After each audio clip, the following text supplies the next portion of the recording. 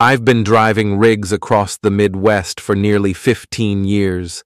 I've seen dust storms, ice storms, flipped semis, wild animals, and things that would make rookies quit halfway through their first week.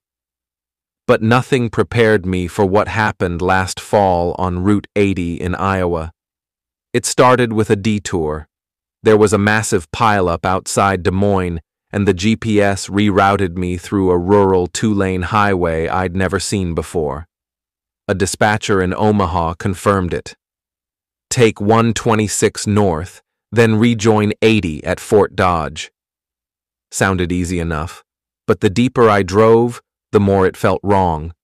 There were no other vehicles, no towns, just cornfields and barbed wire fences that stretched endlessly into the black horizon.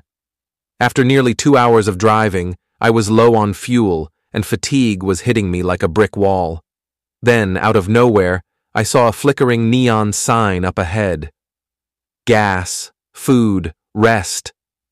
It was like something from a dream. The sign was old and half-lit, swaying in the wind. I pulled in. The place looked abandoned. Dusty windows, no cars, one dim overhead lamp buzzing like a mosquito. But the pumps were on, and at that point, I needed to refuel and stretch my legs. As I stepped inside the convenience store, a little bell rang. That's when I noticed how quiet it was. No music, no fridge hum, nothing. Just silence and a smell like burnt plastic. A man stood behind the counter, smiling too wide.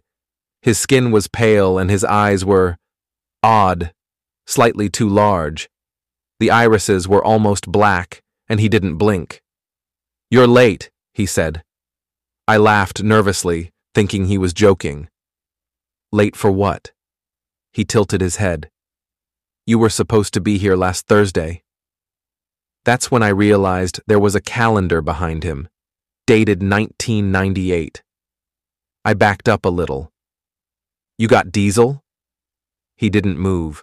Just pointed to pump 3, which flickered as if it hurt us. I walked out fast, fueled up, heart pounding, and avoided looking inside again. But before I climbed back into the cab, I glanced over my shoulder, and the man was standing at the window staring at me.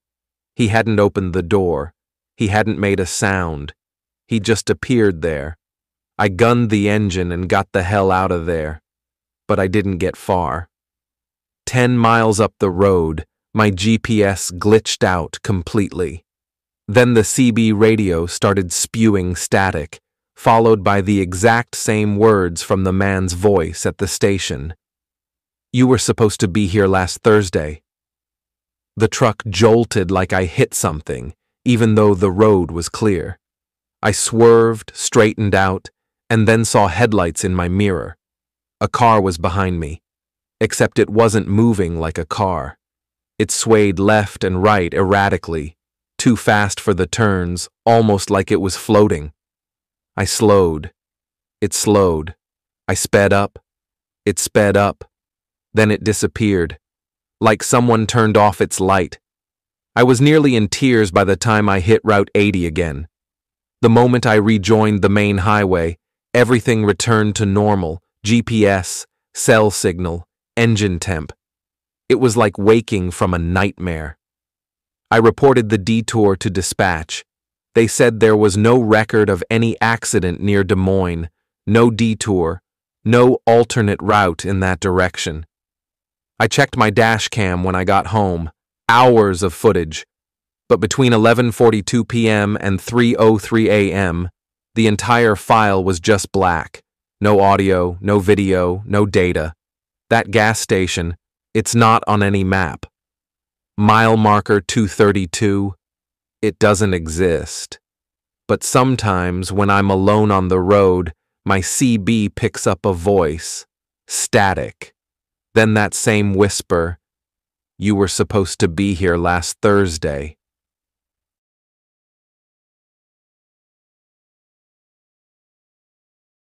This happened to me in late October 2022 while hauling cargo from Colorado to Nevada. It was one of those jobs that felt cursed from the start. Delayed load, last-minute route change, and a broken AC unit that made the cabin feel like a coffin. I hit the Utah state line around 1 a.m., totally drained. I'd been driving straight for 12 hours, no sleep, and the black highway just kept going like I was looping the same stretch over and over. I knew I had to stop before I fell asleep at the wheel. Then I saw it. Sun Hollow Rest Area, 2 miles. Never heard of it. Not on my map, not in my GPS, but I wasn't in a mood to be picky. I took the exit. The rest area looked normal at first. Big loop driveway, 2 old lamp posts buzzing overhead, and a concrete building that said restrooms and vending.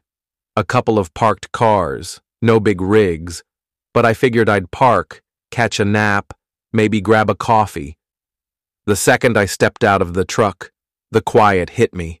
No wind, no bugs, just that flat, suffocating stillness. The air smelled faintly of burnt paper. I walked to the bathroom building. The lights inside were dim and flickering like a dying hospital. The vending machines worked, but every item inside looked off.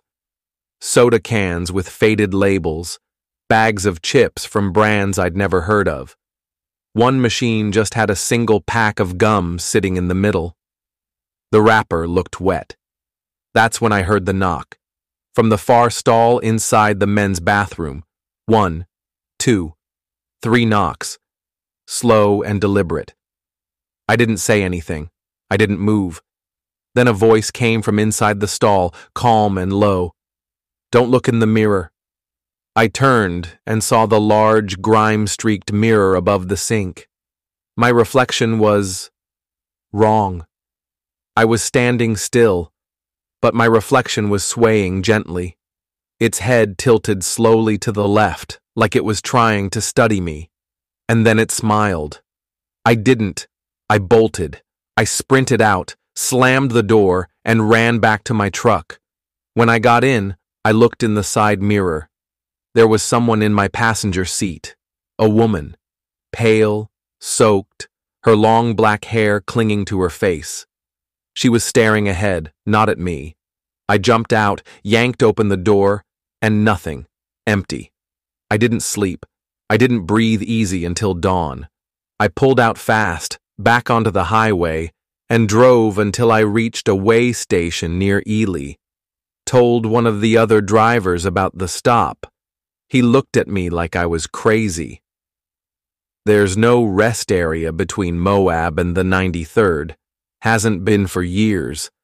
Closest thing burned down in the 90s. I checked my GPS history later.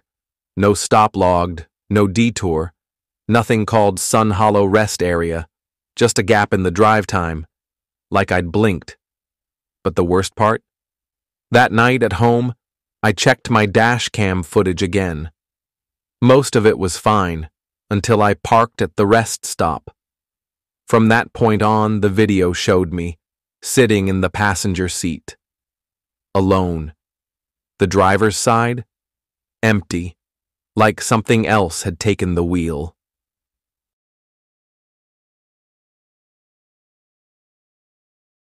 This happened in January 2023, somewhere in northern Arizona. I was hauling refrigerated goods through a remote stretch of desert, middle of the night, with nothing around for miles except cracked rock, cactus, and moonlight. It was the kind of silence that makes you hear your own heartbeat. Around 2:17 a.m., I got a signal over the CB radio, channel 19, which I always keep on just in case. It crackled. Then a slow, gravelly voice came through. "Breaker, breaker. Any rigs on this stretch? Come back." That wasn't unusual. Long hauls get lonely, and truckers check in on each other. I grabbed my mic and answered, "Copy, driver. What's your 20? There was a long pause. Then he said, "About 6 miles behind you. Black Kenworth. been following since Holbrook. I hadn't seen a single set of headlights since dusk. My rear cameras were pitch black, and my mirrors showed nothing but empty road. I responded, trying to sound casual. "Don't see you on my 6, partner." "You got your lights on?" Another pause. Then, "Don't need 'em where I am." That's when my stomach twisted. I asked him to identify his rig or load. No answer. Then the voice came back, but it was closer, louder, like he was speaking right into my cab. "You passed me back there, 20 years ago." My hand went ice cold. I switched off the CB, thinking it might be a prank or bleed over from another channel. 5 minutes later, the interior lights flickered. Just for a second. But that was enough to notice something in my passenger mirror. A shape. A figure standing on the side step of my trailer, holding onto the mirror frame. Long coat, low-brimmed hat, and a face covered in dirt and blood. I slammed the brakes, swerved, jumped out with a tire iron ready to swing, but the step was empty, not even dust disturbed. I checked the full length of the trailer, the undercarriage, nothing. No sign anyone had ever been there. But when I climbed back in, the cab smelled like burnt oil and rotting leather. And my CB? It turned itself back on. Same voice, whispering now. "You left me on that curve near Devil's Rock. You never stopped. You heard the crash, but you kept driving." That's when it hit me. 10 years ago, during a rainstorm, I was driving this same route. I heard a crash around Devil's Rock, saw some lights flicker in the gorge, but I was a rookie then, scared, tired. I didn't stop. The next morning, I heard the news. A trucker had lost control, died instantly, jackknifed off the ridge. I never forgot the story, but I never told anyone I had been there, until now. The voice on the CB kept talking, telling me how it felt, the scream, the burn, the cold dirt filling his lungs. Then it said, "Now it's your turn." That's when my engine cut out. Completely dead. All electronics went black. I sat there for over an hour, shaking, staring into the dark desert, waiting for something to appear in my mirror. But nothing ever did. At dawn, the truck started like normal. No error codes, no fuel issues, not even a low battery. I made the rest of the drive in silence, never turned the CB on again. And to this day, when I hit that stretch near Devil's Rock, my radio flickers to life. Every time. And the voice says, "Breaker, breaker." I'm still here.